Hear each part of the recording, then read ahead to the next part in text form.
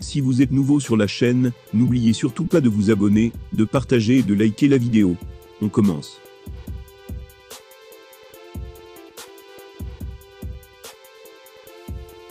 Neuf mois après son dernier combat face à Cyril Gane, Francis Ngannou n'y voit toujours pas plus clair sur sa situation contractuelle. En effet, il sera agent libre au 1er janvier 2023. Mais d'après les dernières informations, les choses bougent en coulisses. Avec notamment un gros indice qui devrait tout changer. Francis Ngannou n'est plus le seul à avoir remporté sa guerre avec l'UFC. En effet, ce week-end, il a été rejoint par Nate Diaz. Ce dernier se bat depuis des mois et des mois pour être libéré de son contrat. Son objectif, pouvoir affronter Jake Paul dans le ring. Pour faire perdre toute crédibilité à sa légende, Dana White avait donc décidé de l'opposer à la terreur Khamzat Chimaev, un cadeau d'adieu empoisonné. Mais rien ne s'est passé comme prévu, le prodige suédois a raté sa pesée de près de 4 kilos, obligeant ainsi les dirigeants de l'organisation à totalement revoir la carte de l'UFC 279.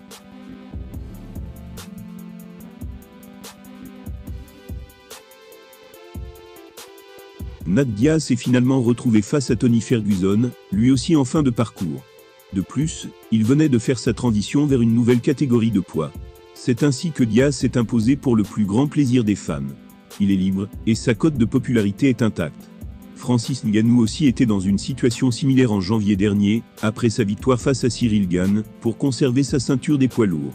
La différence, c'est que 9 mois après, il ne sait toujours pas de quoi son avenir sera fait. Et ce même, si les choses se précisent.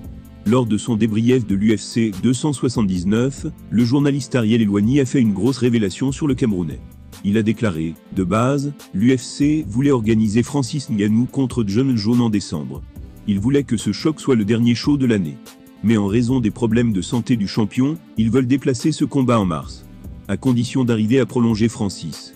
La grosse information, c'est que son agent Markel Martin quitte CAA, et ne représente donc plus le Predator. La CAA a aussi fermé sa branche sport de combat.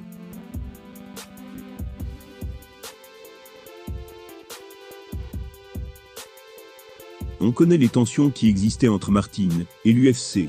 Mais le problème n'existe plus, maintenant que Francis n'a plus d'agent. Ce qui pourrait avoir une répercussion sur son avenir. Parce que son combat, avec Tyson Fury n'est plus vraiment dans les tuyaux, il pourrait accepter de prolonger. De nombreux managers s'intéressent à lui, dont un que tout le monde connaît. L'agent que tout le monde connaît, c'est sans aucun doute Ali Abdelaziz. Ce dernier représente Kamaru Usman et de Khabib Nurmagomedov. Il est assez connu pour ses excellentes relations avec Dana White, et aussi pour sa capacité à faire payer ses combattants.